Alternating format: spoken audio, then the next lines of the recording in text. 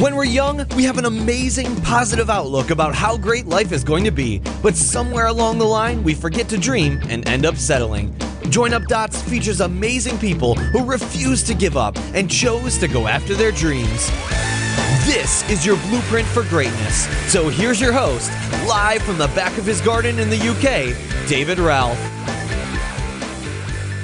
Good morning to you all out there in internet land. Welcome to another episode of Join Up Dots. It's going to be a great one today. This is episode 31. I can't believe that we're up to 31 already. And some of the conversations we've had have been mind-blowing. I'm sure this one is going to match up to those ones. So let me introduce you to today's guest. Now, this is someone that actually can make us both physically better and professionally better too.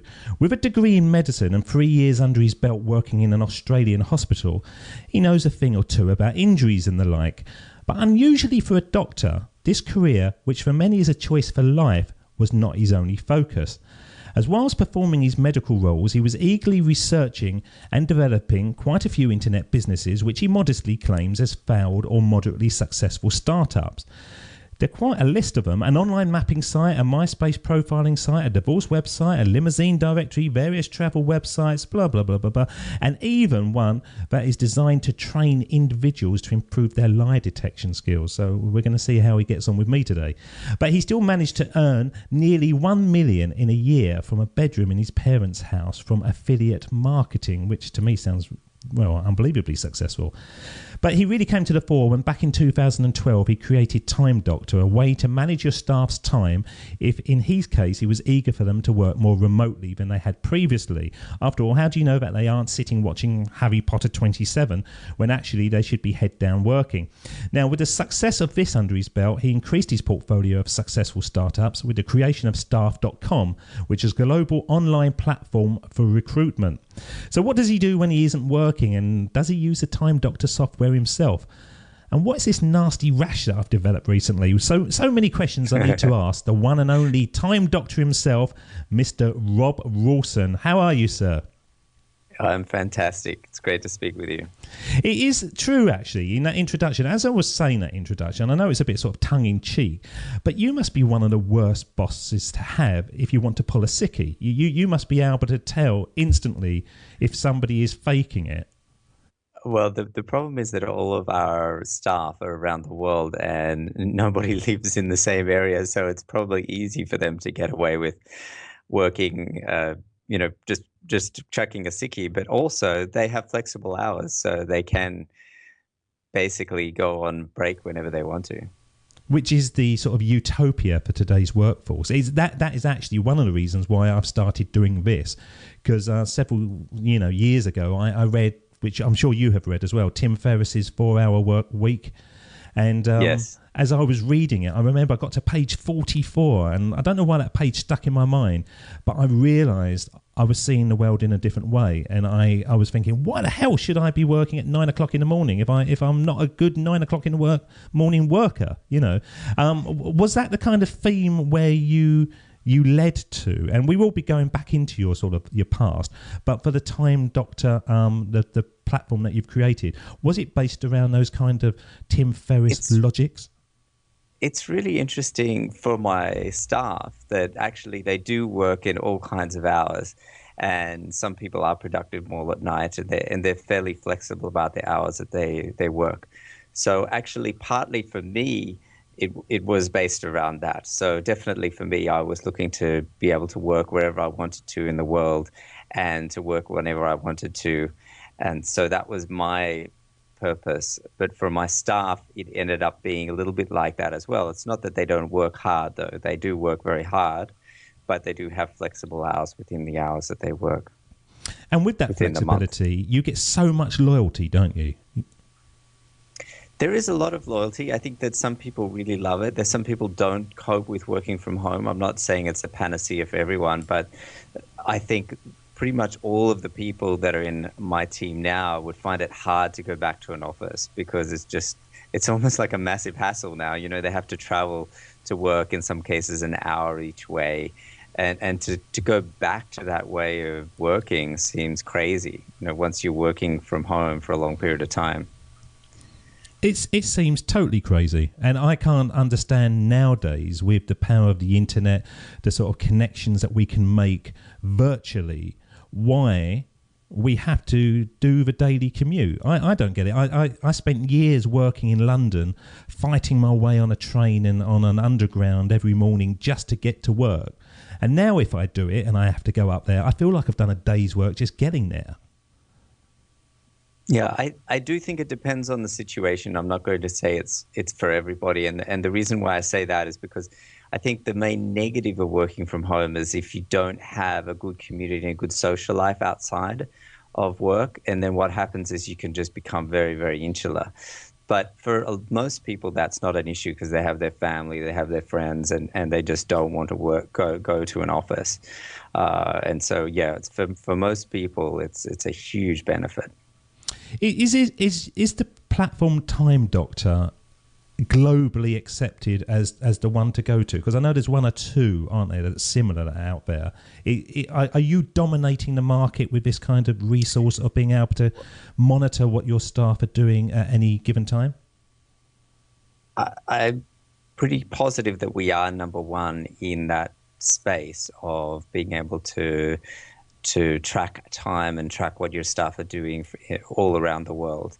And we're also investing a lot more. So we have quite a large team, and so we're constantly improving the software. And there are some competitors, but the amount that they're investing in the software is a lot less than the amount that we're investing. So let's take you back in time to sort of Little Rob, and that's the theme of the show, joining up the dots and seeing the stumbles, the falls, the trials and the tribulations that lead you to where you are today. And as we said in the introduction, you was a medical man. You was a trained doctor.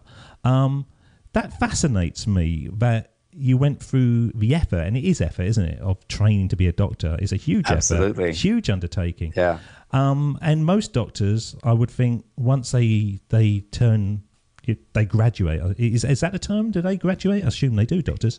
Yeah, they graduate, yeah. Once they become a doctor, that's it for life. They found their path. But you never felt that?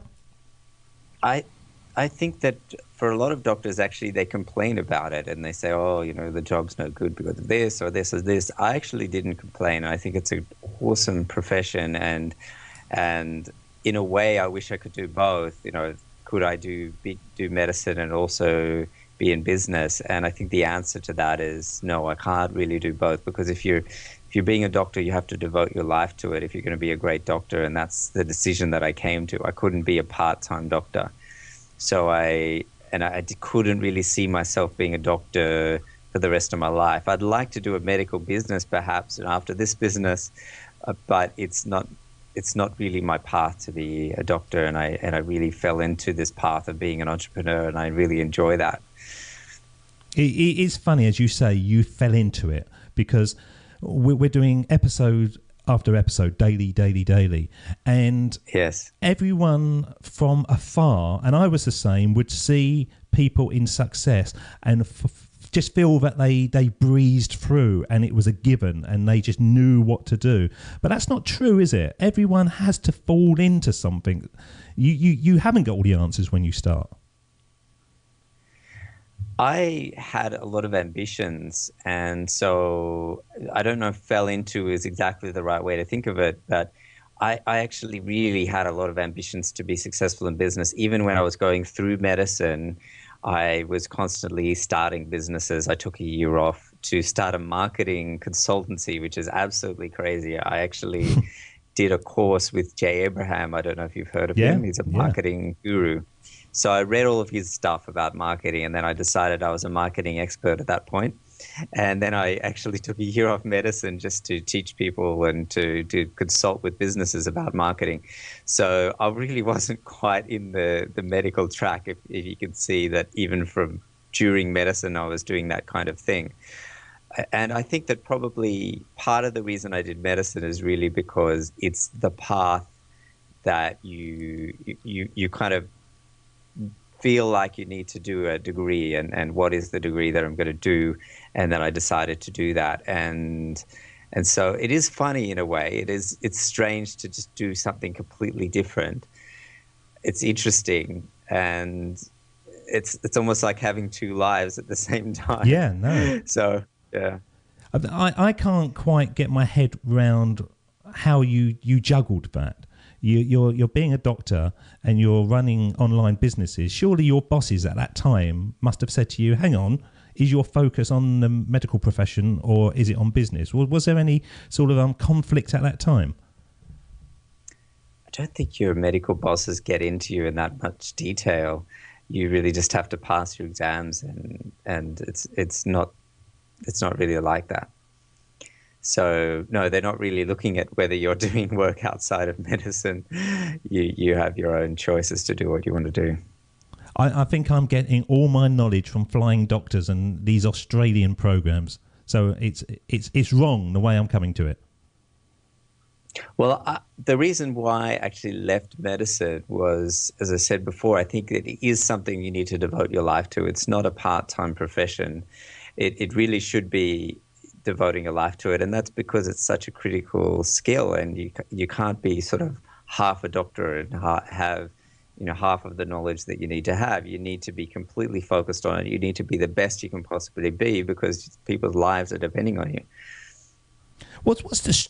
I've got a friend who's a nurse, and I'm always saying to her, "What weird things have you seen recently, Claire? Come on, tell me.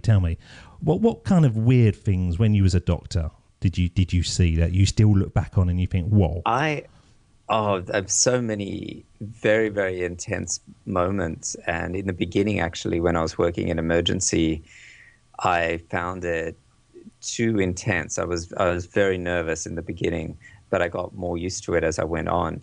There were some things that I didn't like. One of the things that I didn't like was that I was working in a country hospital, and quite a lot of the people were coming in for self-inflicted types of things. So they literally would have gotten drunk and then tripped over and hit their head, or they were addicted to drugs or different things like that. And it would be more than 50% of the people that would come into the hospital were for those reasons. I don't mean that they ate fatty foods and they got a heart attack. Not that kind of self-inflicted. Yeah. I mean more directly, they got drunk or they're taking drugs or something very, very directly, their behavior, and it made them sick a few hours later. Not a good place to work if you're seeing that all day, every day. Yeah, it's you really have to have that empathy for people in that situation. And so I think it would be very difficult for me to be, for example, a psychiatrist, because I don't think I would have that empathy that you need to have to really feel that you can empathize with people who have mental illness, for example. So yeah. No, you got to be a special type of person, special, and as you are, you are a special type of person. When I started researching about you, and I was looking through your online activities, so many people, and I've done the same, are in jobs that they don't quite like, and they want an element of freedom to come into their life, and they think that by creating an online business is the way to go. But my God, you did hundreds, didn't you? Well, not hundreds, but the various sites and companies that you started are so separate from one another. How did you connect those through? That for example, how could you do an online mapping site and then do one that improves lie detection skills? There doesn't seem to be a logic through those. So I did actually dozens of sites, that would be accurate. And some of them failed because they weren't really the best idea. For example, the lie detection, what it actually was, it was a funny idea. I just had the idea and I thought, I've got to do this. So because I read these books and watched this show, Lie to Me. Have you ever seen that show? Yeah, I have. Yeah. So I got really into that show and I thought, I got to do a website on this. And what it was is that you actually saw the screen and you saw a card hand with different cards. And one time it would have 4 aces. And each time you would have to say there's no aces. And it would record a video of you saying there's no aces. But one time you would be lying. Then you'd be able to see all of these videos recorded with the webcam, and you had to look at the videos of other people and try to detect which of those times they were lying. And that was the concept behind the site. But the problem was two things. First of all, the technical difficulties with recording video via webcam is actually quite challenging. And the second problem is that it's actually really almost impossible to detect when they're lying, especially with that little information. So it was kind of a really silly idea, actually. So I had a lot of silly ideas like that I tried to execute on, and really only a few things that actually made very good money. And most of them made very little, or some of them made just a sort of a small amount of money. But I was just had all of these ideas and just came up with them and went with them. And some of them probably would have been more successful if I'd put more focus on them as well. With the lie detection skills, this is an opportunity for you, Rob. We could join forces here. As you're talking about that, I thought, why don't you combine that with a dating site? So when you're sort of, you can tell if the other person aren't being honest to you. That's perfect, isn't it? We're going to be millionaires, Rob. Yeah, really interesting. I can't see why you couldn't see that. Combine the two. Well, I actually did have an idea of doing a video dating website. I don't think it's been done to a large degree or to a very successful degree. But I think there's also reasons for that, because it's a little bit too showy to show it in a video of somebody in the beginning, although I think that's probably the eventual direction that online dating will go. Well, it's safer than suddenly meeting someone in a pub that you thought was going to be 5'2" and 15 pounds or something, or whatever the weight. Exactly. Yeah, and then finding out it's so totally different. I think there's a market there, and I'm going to trademark that by the end of this program. Okay. Lie dating skills. Lie with me. That works even better, doesn't it? Fantastic. It's brilliant. So you then turn to affiliate marketing, and for our listeners out there that aren't aware of affiliate marketing, this is where you can basically provide leads to companies simply by putting links on websites and web hosting pages where people will click through, and those clicks will give you revenue. Now, loads of people do that, thousands, millions of people do that. But when I saw that figure, 1 million in a year from a bedroom in your parents' house, what was the trick? What did you stumble across? Why did you become so successful on that? Because that blew me away. There's a bunch of tricks, and most of what I was doing then actually can't apply right now, because the strategies were more short-term strategies. So I think that what's interesting is to look at the principles that I used that could then be applied to any situation. So one of the principles is whenever you find something that's working, to scale it as fast and as big as you can. So when I found something that was working, I would scale it either through my own efforts or through hiring outsourced people. And that's how I got into the Philippines and hiring an outsourced team there. But I basically would scale it as fast and as big as I could. And I know that there's some people that have a certain level of success online, but they haven't had the guts or the energy to scale it to a huge degree, the degree that they could scale it to. So that was really taking massive action, really completely always going that extra degree and doing perhaps 10 times more efforts or 10 times more work towards the goal than another person might have done. Have you always been a high achiever then? I'm not sure about always. I was probably a high achiever from high school. I started to become a high achiever. What turned you on to become, to raise your game?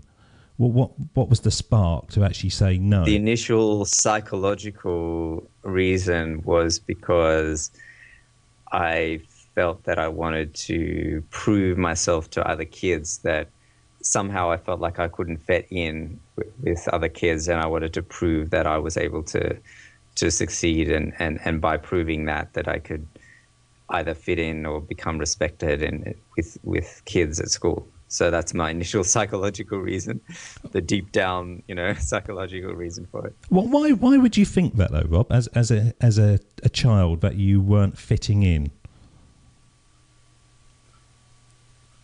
because I think that because initially because some kids made fun of me at school, and because it's stuff that I made up in my head when I was a kid. So it's just really my own way of coping with the world, and the way that I did was retreat inside myself, and inside that place say, look, I'm going to prove to you guys that I can be successful, I can be better than you. At its core, honestly, it's actually, I'm going to be better than you, I'm going to beat you guys. And so that was the core thing. And that's actually why, for me personally, this online stuff has been very, very successful, because I actually can do it just on my own. It uses my intellectual ability, and it doesn't require social skills. So I really literally didn't have to talk to anyone. I had a business that was earning a lot of money where I didn't talk to a single person. I bet you must rush to your postman every morning for that school reunion. I actually haven't been to the school reunion yet, but that's more because I was traveling the world for the last 10 years almost. I would love that, because I'm fearful of school reunions, because I just think there's going to be a whole room of people lying about how successful they are. But you could just drive up in any car you want. You'd have the pick, wouldn't you? Arrange your own school reunion, Rob. Well, I think that everybody's trying to prove something in the school reunion. It's like a psychological thing, have you succeeded? And that's obviously flawed way of thinking. That's just the way I roll. It's the way I think. So what has made Time Doctor so much more successful than the other companies that I'm still looking at, like the limousine directory and the divorce website? Because the divorce website, there must be a market there, which is unbelievable. So was it just consistent focus, or was it that you'd learnt so many different skills of what works and what doesn't through all those different companies? I actually think in some cases the idea wasn't so good for these other projects, but the limousine directory or the divorce site, I think the idea was quite valid, but I didn't have any passion for it. In fact, I wasn't really working on it. I had a team member who was created that entire site, and I didn't really spend any time at all on that site myself. And so I had no passion for it, and I had no consistent focus. But if I had spent the same focus that I'm spending on Time Doctor on those sites, I probably would have got it to the same financial success level that I have now. Did you ever feel like going back and reigniting any of them? It's a matter of focus, and I just can't focus on more than one thing at the same time. Unless you have a huge level of success with one and you have it completely managed with a team, then maybe you can start to do something else. But if you're in a startup phase, and if you haven't achieved a very, very high level of success, a multi-million-dollar business with people running the business for you, I think you really need to focus. And I was initially doing that scattergun approach, and I don't think it's too bad to do that to an extent. But once you decide what you are going to focus on, I think then it is important to focus. So no, I don't really feel like I want to go back. Is focus the main thing, or is taking action the main thing? For our listeners out there who are listening to us on a daily basis on their commute to work, and many of them are writing to me now saying, I'm inspired to change, but I'm not sure what I should be doing. Hopefully the answers will come up in the conversation. Is it simply a case of me saying to them, just start trying stuff and hopefully something will stick? Or is it a bit more than that? I think trying stuff and waiting for something to stick is okay. I think that actually doing a bunch of different things and then that eventually you come across something that really fits, I think that actually is not a bad idea. I do think that people that are very successful to a high degree, that are very successful in their professions, they do need to focus at it for a long period of time.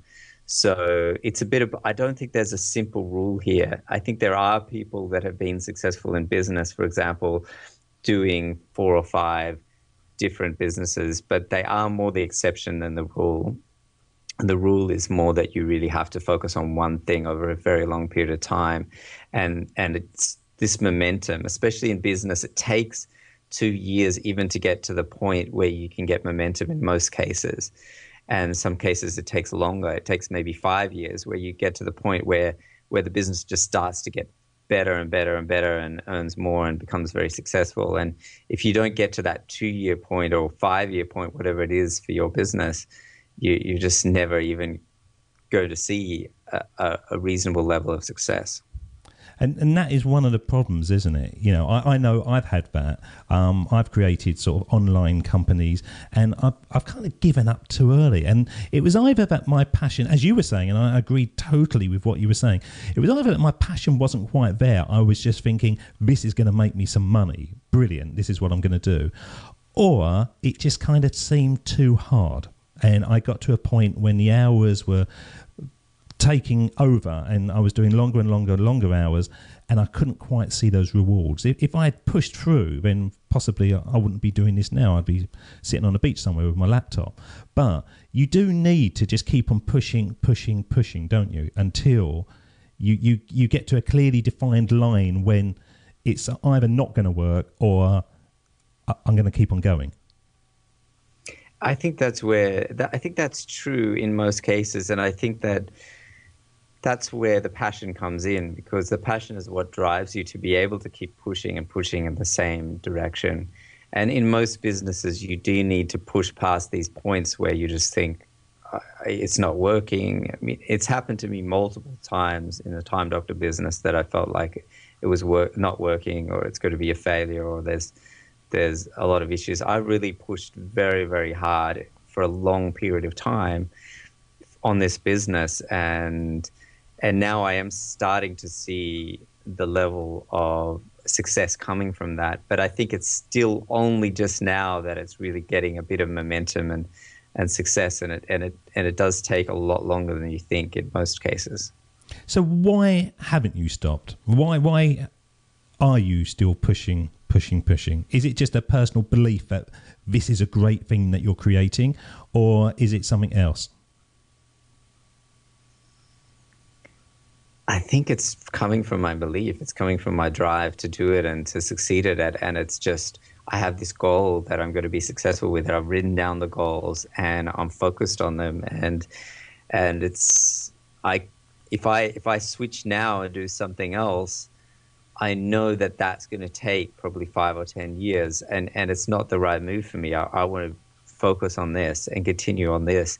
And I see this as really a positive and valuable thing. What we're doing with Stuff.com is we're really helping millions of people. Our goal is to help millions of people to be able to connect and work from home remotely. And that's a really difficult goal. But I think that we can get there in 5 or 10 years. So this is really the future as well. People working from home and being able to work remotely from anywhere in the world. It's exciting to be able to tap into this trend and to work into this area that's definitely growing, and this phenomena that's happening at the moment. I'm trying to jot down so many things as you're saying there, because there's so many sort of nuggets. I'm not sure if you're aware of what you're saying at the time or if it's just flowing from you. But you write all your goals down, because that is so important, and that's a part that so many people miss out, don't they? That they actually need to write down their goals to then create a path. Most of them, certainly from the people that I speak to, they have these ideas in their head, but they never kind of realize them into written form. Yes. Yeah. So one of the goals that I've written down is to have 200,000 paid users of our software. So that's one of the goals, and that's a hugely ambitious goal. But that really drives me, and it directs me as into what we're going to do in our business. Did you have that goal by the side of your bed, pinned up on your bathroom mirror? Where is that goal? I actually just have it written down in Wunderlist in a task list software.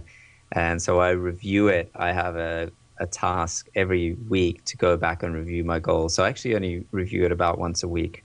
But it's with you always. It's kind of just niggling away. Yeah, it's in the back of my mind, yeah. As I say, I think that is a fundamental point. You need focus, as you're saying. You need to have consistent action. You certainly need to have belief that what you're working on is ultimately going to bear fruit and provide value to people.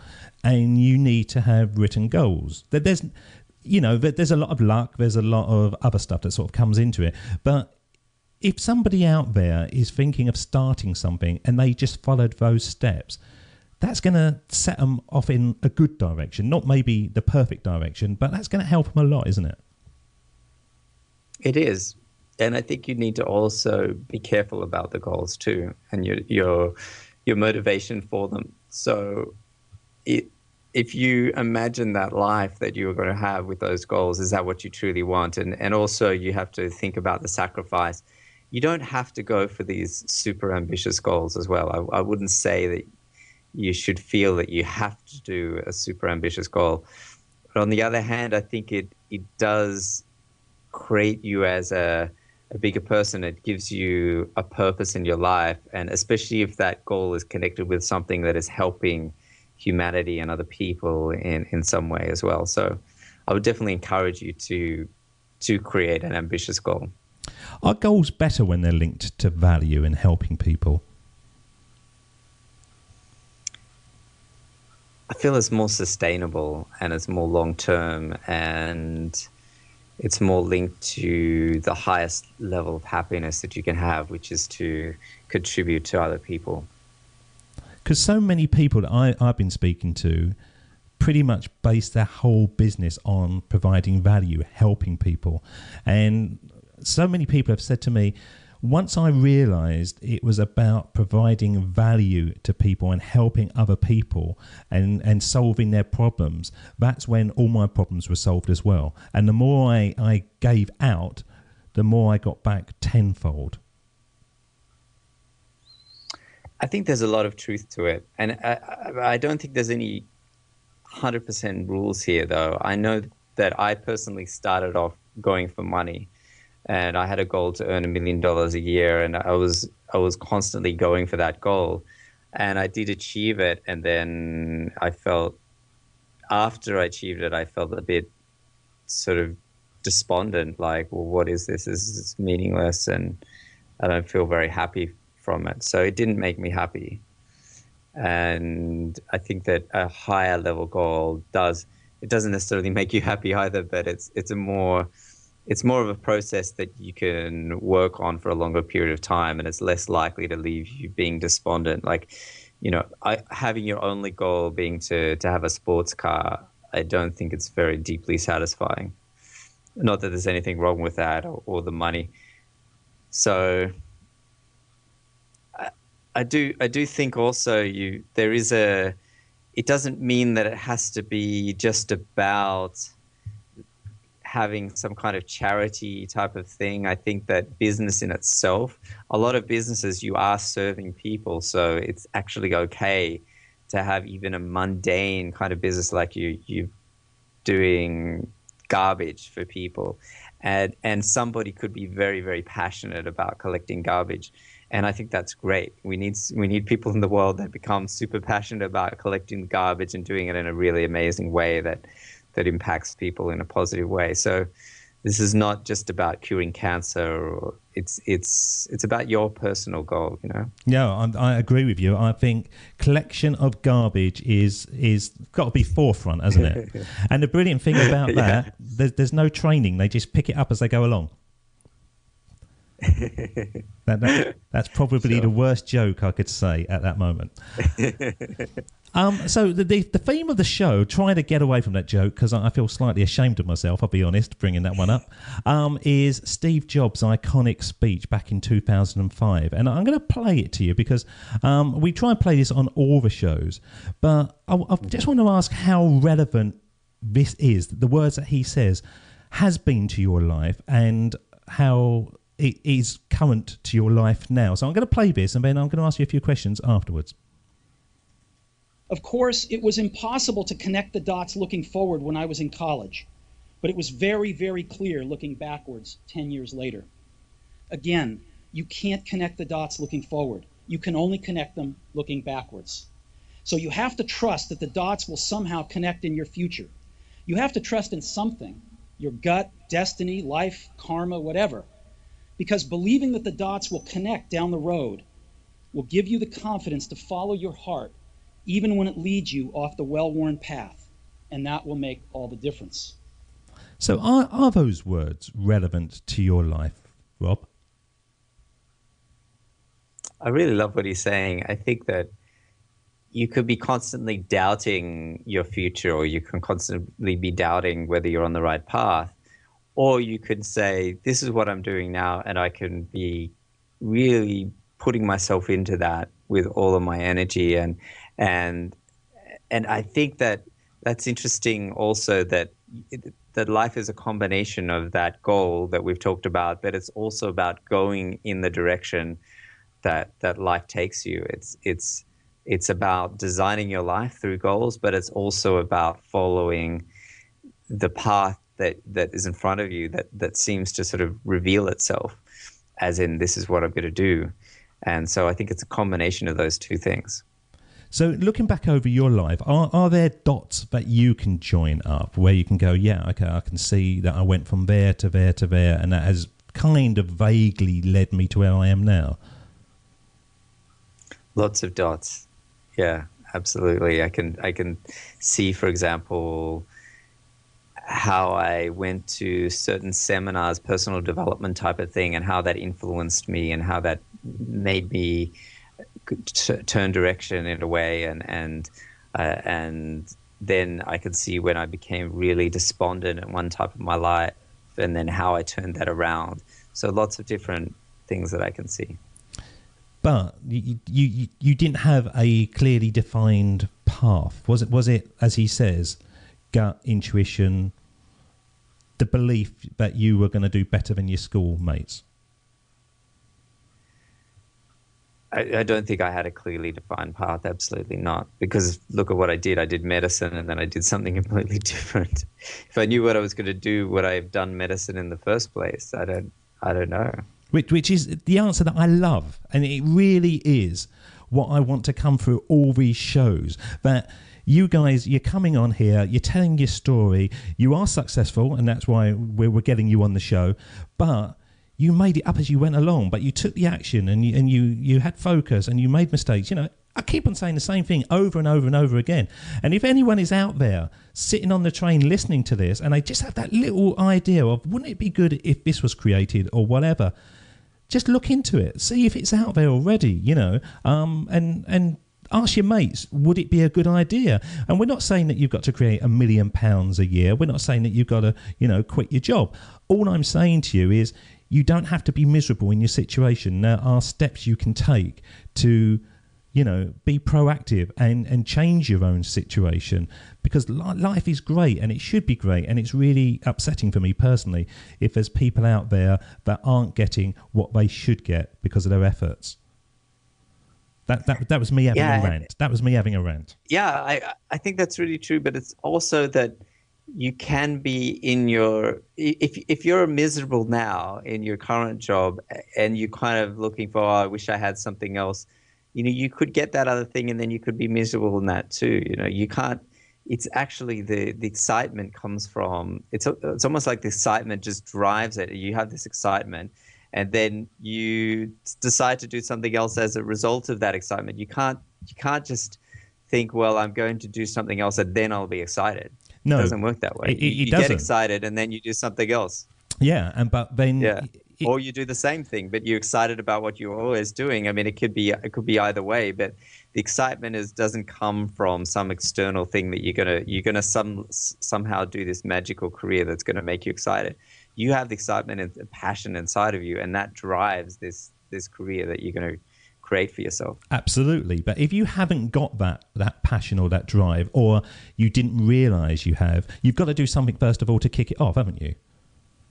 And a lot maybe a little spark, or it's something that you do have passion for, and trying different things. Yeah, that's good. You've got to kick it off somehow. Yeah, because I feel so many people are in, as I call, contentment zone, where life isn't that bad. they're just kind of bored and they're floating through and they're getting their salary at the end of each month, and then they get to the next month and, you know, nothing's too bad. And I was in that for years and years and years and years. But if it does get bad and you suddenly get a boss like I did, who was a complete what's it, and I just didn't see eye to eye with them at all, then you do take that action and you do move on. And then certainly from my point of view, I've made terrible mistakes, and I've seen the opposite side of the fence where I'm thinking, oh my God, what have I done? What have I done? But I then move on again, and I move on again. And hopefully if you move on enough times, or you keep on trying to make connections with people and have positive influence on people, you've got to find yourself in a happier position. I can't see why you wouldn't do if you keep on trying. It's just like overcoming failures, isn't it? If you overcome enough failures, you're going to have success. Yes. Yeah, and if you're in a situation where you don't know what you want to do, it's just about trying. It's just about trying something that's trying something else that you haven't tried before, and it's not about. Well, actually, one of the things that I wanted to say is that if you're in a career and you've got a sort of 9-to-5 job, I mean, that is an easier life in a way. Once you become an entrepreneur, you have to make more decisions for yourself. Even if you become financially successful and you have all the money in the world to do everything that you want, you'd think that'd be an easier life. It's not actually easier. It's actually more challenging, because now you have to make the decision, well, what am I going to do with my life now that I've got all of the money to do anything that I want to do? Most people who are in a 9-to-5 job don't have to think about that. They don't have an option. They have to work, so they just do it. Whereas if you have the choice, it's actually a more difficult situation. But for me, I want to be in that difficult situation. I want to be in a situation where I'm challenged, where I have to make that choice, where it's almost like being awake or being alive, to have that freedom and choice. And yes, it's more challenging, but it's also more alive. It's more awake to life, to be able to make that choice. Can Rob Rawson see a point in his life when you're not so actively involved in all these different businesses, or do you think that you're going to be a 70-year-old still doing the same kind of things? Is this your life path that you found now? I can imagine going on a 6-month break, but if I sold a business or something like that. But I do really enjoy business, so I think I could tone back on it a little bit, but I do definitely enjoy it. So I would probably continue it for the rest of my life, yeah. That's a good place to be, isn't it? That you found something that not only is financially viable, very successful, but also it just drives you on, because it's as much a hobby, I suppose, because there's those challenges of building it up and seeing where it will go, than being an employee. Yeah, to me, business is like playing one gigantic video game, except when you hit the monsters and when you succeed, you get money. I love that. I'm going to go do that now when I'm playing World of Warcraft or whatever, or Lego Star Wars. You can't beat Lego Star Wars, can you? I have never played that one, but to me, if you're playing a video game, why not play a video game in life where you actually get real money? And it's more complicated. You know, video games in a computer are a little bit boring because they're just so simple. Whereas to me, I love a video game of life where you actually earning money and you get to get real rewards at the end of it. I think that's a narrow-minded view, Rob. I think Lego Star Wars wins out all the time. Okay. I really think you need I'll have to try it out. Yeah, widen your experience. Just sort of bringing us to the end of the show, what I want to do, as I do with all the guests, is put you on the mic. And this is the part of the show that we call the sermon on the mic. When I play the music, and when it fades out, you've been transported back in time like a Australian Marty McFly to speak to your younger self. And what kind of advice would you give your younger self, and what age would you choose? So I'm going to put the music on now, and I'm just going to sit here quietly, because this is Sermon on the Mic. Ooh,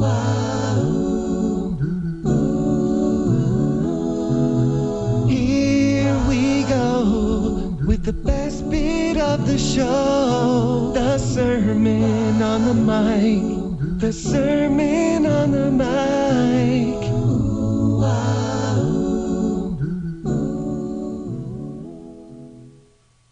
Okay, so I'm actually, if I'm coming back into my past and I'm thinking about when I was a kid, and I'd say a few things. First of all, I would say that I don't worry about what other people think about you. It's really okay to pursue your own path, that people have their own feelings and thoughts, and it's okay for me. I don't have to worry that I'm going to be accepted or liked at school, for example, or that, at high school. And it's just okay for me to be the way that I want to be. So that's probably the most important message, is that however I am is perfect. The second thing I'd say is you don't have to go to college or to university. It's really a choice, and you don't have to follow the path that you feel that society wants you to follow. You can follow another path. And especially in this day and age, going to university or college is not actually the only way to learn and to become empowered intellectually. And the main thing is just to be happy with whatever you have. And it's funny because you don't ever think about death when you're younger, but when you're older, maybe you get more experience of it and you think of it. But the truth is that we're all going to die, and it's not something to worry about these little minute details when it really doesn't matter in the end. Just enjoy your life, and these things are not going to matter. They're not going to matter in a good way, in a way that you can make whatever choice that you want to make, and it's okay. It doesn't matter if you fail. It doesn't matter if you succeed. Just have fun and enjoy the process. Absolutely. Have fun, enjoy the process, and just join up those dots. Yes. Rob Rawson, it's been an absolute pleasure having you on the show today.